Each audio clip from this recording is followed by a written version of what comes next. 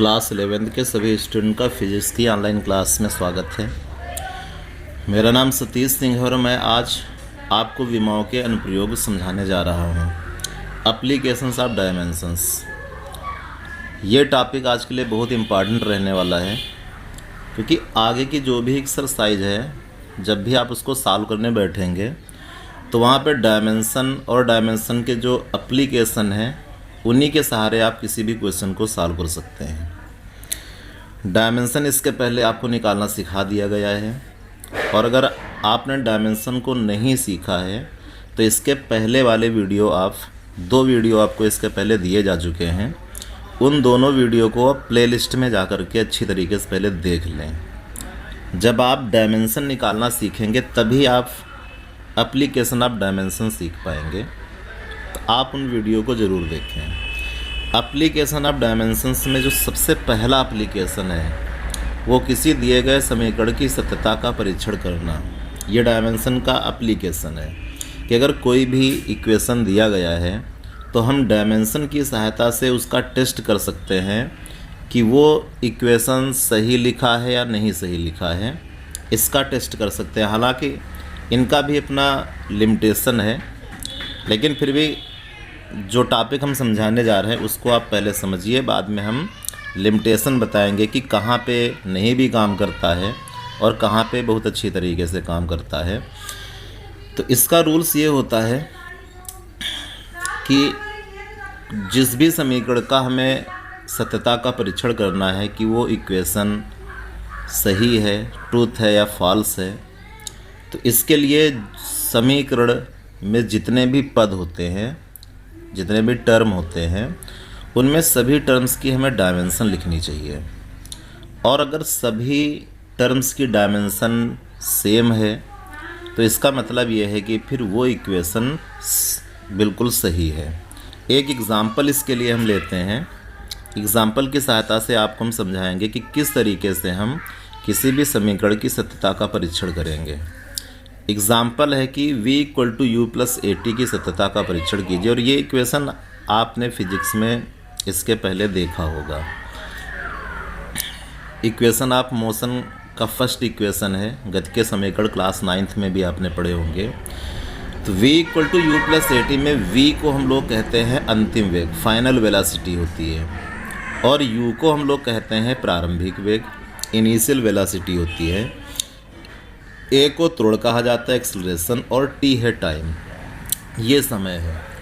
तो सबसे पहला कार्य हमको यही करना है कि जिस भी इक्वेशन का हमें टेस्ट लेना है तो हम सबसे पहले उसमें जो राशियां लिखी होती हैं, जो क्वांटिटीज़ होती हैं, हम पहले उनको पहचानें कि आखिर ये कौन सी राशि है, क्योंकि हमें डायमेंशन की सहायता से इसका टेस्ट करना है।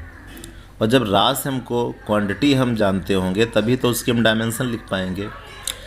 तो v को हम अंतिम वेग कहते हैं, फाइनल वेलोसिटी, u को प्रारंभिक वेग कहते हैं, इनिशियल वेलोसिटी, a को त्वरण कहते हैं, एक्सेलरेशन, और t को टाइम कहते हैं। अगर राशियों को हमने पहचान लिया है तो रूल्स ये होता है कि इसमें 1 2 3, इसमें अगर देखें तो ये समीकरण 3 पदों में है, और अगर तीनों पदों की अगर डायमेंशन सेम आ जाती है तो इसका मतलब ये है कि फिर ये इक्वेशन सही है।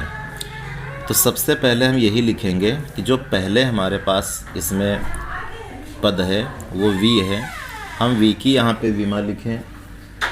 इसके बाद दूसरा पद u है, हम u की विमा लिखें, और तीसरा पद at है, हम यहाँ पर at की विमा लिखें। तो v का मतलब अंतिम वेग। अंतिम वेग में आपको परेशान होने की ज़रूरत नहीं है। अंतिम वेग की जो विमा होगी वही होगी जो वेग की होती है। तो वेग की विमा आप याद कर लीजिए वेलोसिटी की। वेलोसिटी की जो डायमेंशन होती है वो LT इनवर्स होती है। LT इनवर्स हमने यहाँ पे लिख लिया। और u है इनिशियल वेलोसिटी, प्रारंभिक वेग। तो ये भी वेलोसिटी है, इसलिए इसकी भी विमा वही होगी। ऐसा नहीं कि अंतिम है ये प्रारंभिक है तो इनकी डायमेंशन चेंज हो जाएगी, है तो वेग ही, इसलिए डायमेंशन वही होंगी। और इस u की भी डायमेंशन LT इनवर्स हो जाएगी। अब जो लास्ट वाला टर्म हमारे पास है वो at है, जिसमें a एक्सेलरेशन है, त्वरण है, और त्वरण की जो विमा होती है वो LT पावर -2 होती है, यहाँ पे लिखते हैं। और इसके बाद टाइम की विमा T होती है। तो यहाँ पे LT इनवर्स रहेगा, यहाँ पे LT इनवर्स रहेगा, और ये -2 T यहाँ पे 2 बार हो गया है, यहाँ पे T पावर -2 और यहाँ पे T पावर +1। तो -2 और +1 पावर जब सॉल्व करेंगे तो -1 आएगा, यानी कि T पावर -1 रहेगा। तो T पावर -1 हम यहाँ पे लिख लेंगे। और इस प्रकार से हम ये पाते हैं कि जो तीनों पद जो हमारे पास थे इक्वेशन में, उनकी सबकी डायमेंशन सेम निकल रही है, LT inverse, LT inverse, LT inverse, यानी प्रत्येक पद की विमा समान है। इसका मतलब ये जो इक्वेशन है वो सत्य है। इसके बाद एक एग्जाम्पल हम और लेते हैं, उसकी सहायता से आपको समझाने का प्रयास करते हैं ताकि आपका जो टॉपिक है वो और भी कन्फर्म हो जाए। S = UT प्लस में ½ ये भी इक्वेशन आपको मालूम होगा। दूसरा समीकरण है गति का, सेकेंड इक्वेशन ऑफ मोशन, जिसमें S क्या होता है, इसको हम लोग दूरी कहते हैं। U क्या होता है, ये प्रारंभिक वेग होता है, इनिशियल वेलोसिटी। T टाइम होता है। हाफ एक नंबर है, और इसके पहले भी बताया जा चुका था कि बहुत सारी ऐसी चीज़ें विमा के टॉपिक में हमको मिलेंगी जिनकी विमाएँ नहीं होती हैं। जैसे कोई भी संख्या है, कोई भी नंबर है, तो वो डायमेंशन लेस होता है, उसकी कोई भी विमा नहीं होती है, उसकी कोई विमा नहीं होती है। वो 1/2 हो या फिर कोई भी नंबर हो, उसकी विमा नहीं होगी। तो जो 1/2 है ये डायमेंशन लेस रहेगा, इसकी कोई विमा नहीं होगी। तो ½ आगे A एक्सेलरेशन है, त्वरण, और T टाइम है। तो सबसे पहले हम यही लिखते हैं कि हम कितने पद हैं, यहाँ पे देखेंगे तो 3 पद हैं, 1 सेकेंड टर्म और ये है थर्ड टर्म। तो S की विमा, तीनों की विमाएँ अगर बराबर निकल आएंगे तो इसका मतलब ये है कि इक्वेशन सही हो जाएगा। तो इसलिए हम लिखेंगे S की विमा = सेकेंड टर्म है UT, यानी UT की विमा, और जो थर्ड टर्म है वो ½ है, यानी ½ और तीनों की डायमेंशन को हम बराबर कर दिए हैं। तो S क्या है, ये दूरी है, ये विस्थापन है। तो दूरी की जो विमा होती है वो L होती है, क्योंकि दूरी एक प्रकार की लंबाई होती है, इसलिए दूरी की जो विमा, डिस्टेंस जो होती है, उसकी डायमेंशन L होती है। अब UT में सबसे पहले U की लिखेंगे। U क्या है, इनिशियल वेलोसिटी, प्रारंभिक वेग है, तो इसमें वेग की डायमेंशन लिखेंगे तो वो कितनी रहेगी, LT इनवर्स। और ये है टाइम की T होती है। इसी तरीके से जब थर्ड टर्म पे पहुँचेंगे हम, तो यहाँ पे सबसे पहले हाफ है। हाफ क्या है, एक नंबर है, और नंबर की कोई डायमेंशन नहीं होती है, इसलिए हम इसकी कोई बात नहीं करेंगे, यहाँ पे कोई डायमेंशन हमको नहीं शो करनी है। और सेकंड नंबर पर आता है A है एक्सेलरेशन, त्वरण है। त्वरण की जो डायमेंशन होती है वो LT पावर -2 होती है, LT पावर -2 लिखेंगे। और इसके बाद है T², T है टाइम, तो टाइम की T लिखेंगे, लेकिन उसका स्क्वायर था, तो यहाँ डायमेंशन लिखते समय भी हम T पे स्क्वायर लगाएंगे यहाँ पे। तो ये L, यहाँ पर -T 2 बार है, एक पावर -1 और एक बार +1, तो +1 -1 T पावर 0। T पावर 0 को यहाँ पे शो नहीं करेंगे, तो L बचा केवल। इसी प्रकार से यहाँ भी एक बार T पावर -2 है, एक बार T पावर +2 है, +2 -2 कैंसिल, बचेगा L। तो देखा ये जा रहा है कि जो तीनों पद थे S = UT प्लस ½ में, तीनों ही पदों की जो विमा है वो देखिए समान निकल रही है, L L L। इसका मतलब ये है कि ये समीकरण सही है। तो इस तरीके से विमाओं की सहायता से हम ये पता लगा लेते हैं कि कौन समीकरण सही है, कौन समीकरण नहीं सही है। हमने बात लिमिटेशन की इसके पहले की थी। तो लिमिटेशन इसकी ये होती है कि अगर भौतिक राशियों का कोई समीकरण है तो विमाएँ बता देती हैं कि समीकरण सही है नहीं। लेकिन अगर मान लीजिए कि यहाँ पे संख्या में गलती कर दी जाए और इसी इक्वेशन को ऐसा लिख दिया जाता कि S = UT प्लस में 1/4 AT², तो 1/480²। तो जब हम डायमेंशन की सहायता से निकालने का प्रयास करेंगे कि ये समीकरण सही है या नहीं, तो यहाँ पे समीकरण सही आ जाएगा क्योंकि सभी पदों की विमाएं समान आ जाएंगी। तो एक लिमिटेशन इसकी ये होती है कि संख्याएं सही होनी चाहिए। किसी भी समीकरण को अगर हमें ये पता लगाना है कि दिया गया समीकरण सही है या नहीं, तो उसमें संख्याएं सही होनी चाहिए।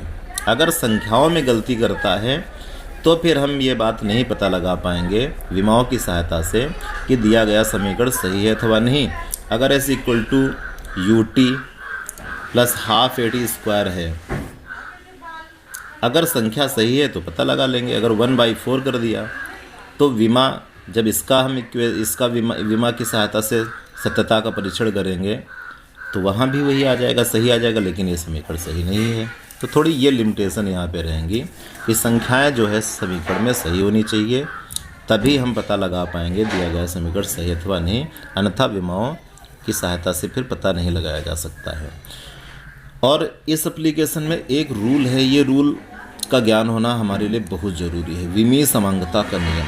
क्योंकि विमीय समांगता का नियम अगर हमको नहीं आता होगा तो हम फिर आगे की एक्सरसाइज को सॉल्व नहीं कर पाएंगे। लॉ ऑफ होमोजेनिटी कहा जाता है। इस नियम में ये बात कही जाती है कि उन्हीं राशियों को जोड़ा या घटाया जा सकता है जिनकी विमाएं समान होती है। आपने बहुत सारे फिजिक्स में इक्वेशन मिलेंगे, देखने को मिलेंगे, जिनमें बहुत सारे टर्म्स ऐसे होंगे जो जुड़े होंगे। जैसे देखिए यहाँ पे ही है s equal to u t plus में हाफ AT², और इसके पहले ही आपने देखा था कि v equal to u plus में AT होता है। तो इनमें ये इतने सारे जो है टर्म हैं आपस में जुड़े हुए हैं। और अगर इनको चाहें तो हम ऐसे भी लिख सकते हैं कि जैसे v equal to u plus में AT लिखा है, इन दोनों ही टर्म्स को इधर अगर लेकर आ जाए तो v माइनस में u माइनस में AT और इक्वल टू में 0 आ जाएगा। तो ये देखिए ये घटाया जा रहा है और ये भी घटाया जा रहा है। तो पदों को कभी जोड़ा भी जाता है और कभी घटाया भी जाता है। तो ये नियम ये कहता है कि उन्हीं पदों को जोड़ा या घटाया जा सकता है जिनकी विमाएं समान होती हैं। इसका मतलब ये है कि ये कहना चाहता है कि अगर किसी समीकरण में पद जुड़े या घटे हैं तो इसका मतलब ये है कि फिर उनकी विमाएं समान होंगी, फिर उनकी विमाएं जो होंगी वो समान होंगी। जैसे a plus B equal to C plus D लिखा है, a plus B equal to C plus D. अगर a प्लस में b equal to C plus में d लिखा है और इन दोनों ही पदों को इधर लेकर आए तो a प्लस में b माइनस में c माइनस में d, तो ये a प्लस b ये जुड़ा हुआ है, ये घटा है और ये घटा है। तो ये जितने भी पद हमको यहाँ पे दिख रहे हैं इनकी विमाएं समान होंगी, क्योंकि उन्हीं पदों को जोड़ा ही घटाया जा सकता है जिनकी विमाएं समान होती हैं। तो a की विमा, b की विमा, c की विमा, d की विमा, ये सब आपस में क्या होंगी, बराबर होंगी। तो ये विमीय समांगता का लॉ ऑफ होमोजेनिटी कहलाता है। इस नियम का ज्ञान होना बहुत ज़रूरी है। एग्जाम्पल के तौर पर जैसे मान लीजिए कि हम कोई इक्वेशन लें और ये कह दें कि E equal to W plus में ई के लिखा हुआ है, E equal to W plus में ई के।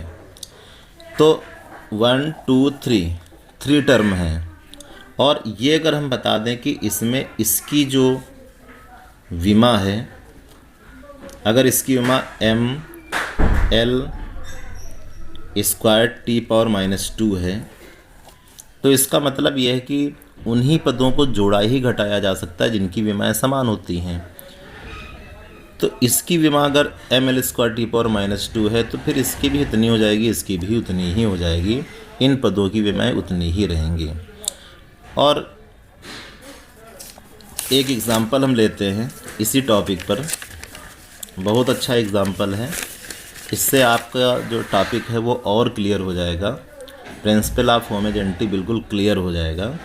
एक इक्वेशन हमने लिया कि v equal to a plus B T में a और b की विमाएं ज्ञात करके दिखाइए। अब हमारे पास जो इक्वेशन है उसमें 3 पद हैं, v, a और bt। तो v equal to a plus में bt लिखा है तो या तो इसको ऐसे लिखा रहने दें या फिर इसको इधर लेकर आ जाएं। तो v माइनस में a माइनस में bt इक्वल टू 0। अब इन तीनों पदों को जोड़ाया घटाया गया है, ये घटाया गया, ये घटाया गया है। तो अगर ये घटाए गए हैं तो इसका मतलब ये है कि इन सब की विमाएँ क्या रहेंगी, समान रहेंगी। और ये कौन है, ये है वेलोसिटी, ये वेग है। और ये a कौन है, a थोड़ा नहीं है, यहाँ पे a और b नियतांक है। इस चीज़ को जो है क्वेश्चन में मेंशन नहीं किया गया है, इसको ओरल बता रहे हैं हम कि a और b इसमें नियतांक हैं और इन नियतांकों की विमा हमको यहाँ पे निकाल के दिखाना है। तो कैसे निकालेंगे, ये एक ऐसा पद है जिसकी विमा हमको मालूम है कितनी, LT इनवर्स। ये वेग है, वेलोसिटी है, LT इनवर्स होती है। तो क्लियर हो गया यहीं से कि अगर इन तीनों पदों को आपस में जोड़ा या घटाया गया है तो इनकी विमाएँ समान होंगी। अगर इसकी LT इनवर्स है तो इसकी भी LT इनवर्स होगी और इस पद की भी LT इनवर्स होगी, तीनों की विमाएँ समान। तो a और b की अगर निकालना चाहते हैं तो तरीका हम ये अपनाएंगे यहाँ पे कि v equal to a plus bt है। तो a की विमा और इसकी विमा सब आपस में बराबर होंगी। तो a की विमा को v की विमा के बराबर कर लेते हैं। हम a की विमा को समझ जाएंगे क्या होगी, इसलिए लिखते हैं कि a की विमा इक्वल टू v की विमा। और v है वेलोसिटी, इसकी LT इनवर्स होती है, तो LT इनवर्स यहाँ पे लिख लिया गया। इसके बाद दूसरा जो टर्म है हमारे पास BT है, इसमें से जो B कांस्टेंट है इसकी डायमेंशन हमको निकाल के दिखाना है। तो इसमें भी वही रहेगा, अगर ये इसकी डायमेंशन बराबर रखता था तो ये भी इसके बराबर डायमेंशन रखेगा, क्योंकि सबकी विमाएँ बराबर होती हैं। इसलिए BT की विमा इक्वल टू हमने यहाँ पर V की विमा लिख लिया। और चूँकि हमें केवल B की विमा चाहिए, केवल B की डायमेंशन चाहिए, तो T को ट्रांसफ़र करेंगे, नीचे चला जाएगा वो। इसलिए B की डायमेंशन इक्वल टू में V अपान में T की डायमेंशन। अब V है वेलोसिटी, डायमेंशन LT इनवर्स होती है। T है टाइम, डायमेंशन T होती है। और ये जो T पावर नीचे +1 इसको ऊपर लेकर जाएंगे, तो LT पावर -1 तो था ही, ये जब ऊपर जाएगा तो T पावर -1 बन जाएगा, पावर इसकी नेगेटिव हो जाएगी, -1 -2 और LT पावर इस प्रकार से -2 आ जाएगा। तो जो B की विमा है वो LT पावर -2 आ जाएगी। तो इस प्रकार से डायमेंशन का जो पहला एप्लीकेशन है वो आपको पूरा का पूरा बता दिया गया है। आप अगर इसे अच्छे तरीके से देखेंगे तो आपको ज़रूर समझ में आएगा। और वीडियो को लाइक ज़रूर कर दें।